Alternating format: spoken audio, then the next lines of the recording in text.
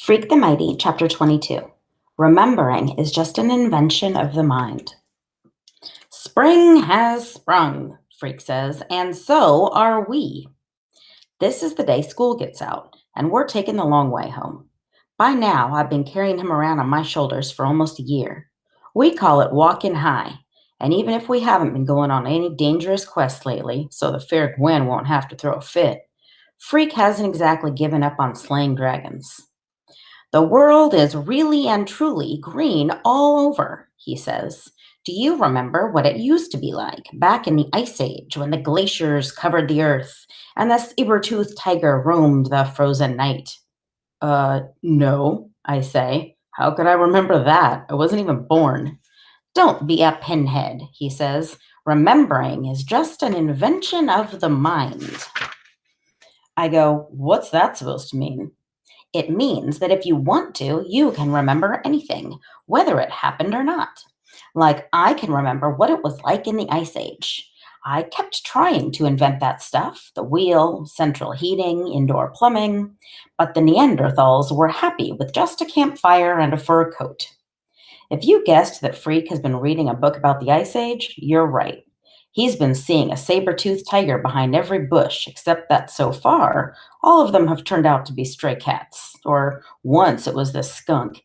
And it's a good thing I can run fast, or we'd have to soak in tomato juice, which is the only way to get rid of the stink. Inventing electricity would be tough, he says, without copper wire and magnets. But I could handle inventing a compass. All you have to do is rub the needle. That way, everybody could head south and get away from the glaciers. First, you need to invent a time machine, I say, so you can get back there and give all the cavemen a hard time about indoor plumbing. Freak goes, You don't need a time machine if you know how to remember, which is something I'll always remember. Him saying that and me trying to figure it out. Freak's birthday is a couple of days after school gets out, and the fair Gwen has already made it clear he's not getting a ride on the space shuttle. 13 is supposed to be extra special, he says. The least you could do is get my name on the list. Or how about a linear accelerator? Just a small one so I can split a few atoms. The fair Gwen goes, I suppose this means you're going to be an obnoxious teenager. The deal is, this is really two birthdays for the price of one, because Freak the Mighty is almost a year old. Talk about prodigy, Freak says. 1 year old, and already he's on his way to ninth grade. The fair Gwen just rolls her eyes when we talk like that. Freak says we can't expect her to understand because you can't really get what it means to be Freak the Mighty unless you are Freak the Mighty. Anyhow, the party's just a family affair because Freak isn't supposed to get overexcited, which is like saying the moon isn't supposed to go around the earth. Last year, I got the ornithopter, he says. This year, why not a helicopter?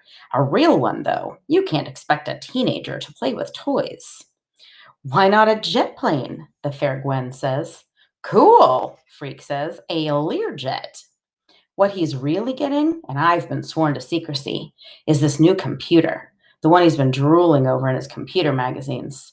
It comes with a modem, which means if he has to stay home for some reason, he can go to school over the telephone.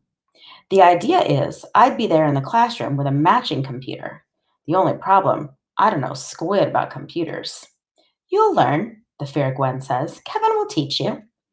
But why would he have to stay home? I ask her. We're out in the kitchen, and she and Graham are frosting the cakes, and Freak is hanging out in the living room, acting like he intends to have a party every day for the rest of his life. Maybe he won't have to stay home, the fair Gwen says. And she and Graham kind of lock eyeballs for a second, that secret code that mothers have. This is just in case, Max. I think maybe he already guessed about your computer, I say. That's why he's jerking your chain about the space shuttle ride and Learjets. I'm not surprised, the fair Gwen says. You can't keep anything from Kevin. Freak hardly touches his supper. He says he's saving his appetite for the cake. And finally, we're all done eating except for Grim, who keeps rubbing his belly and rolling his eyes and telling the fair Gwen what a genius she is with fresh peas and new potatoes and salmon, and he'll have just a smidgen more thanks, until finally Graham clears her throat and smiles, and Grim has to apologize for being such a pig. The funny thing is, when they last do bring out the cake, Freak asks me to flame out the candles while he makes the wish. And then he doesn't even touch his piece.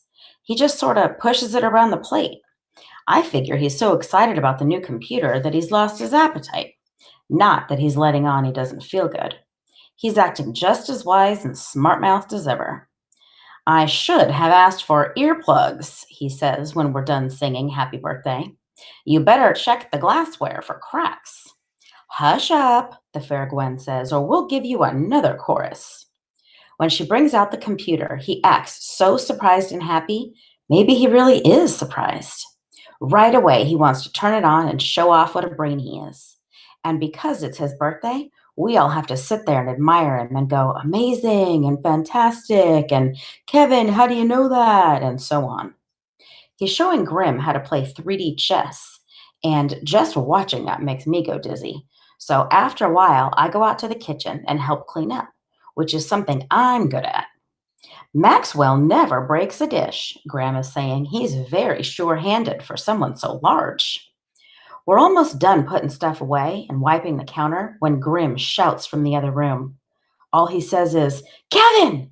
But we can tell right away something is wrong. We run in, and Freak is leaning back in his chair, making this wheezing sound, panting real fast, and his eyelids are flickering. He's having a seizure, Grim says. Call an ambulance. The Fair Gwen is already on the phone. I run out in the street and start waving my arms and jumping up and down so they'll know where to stop. And I keep running back in the house to check on things. But the Fair Gwen says there's nothing we can do except wait.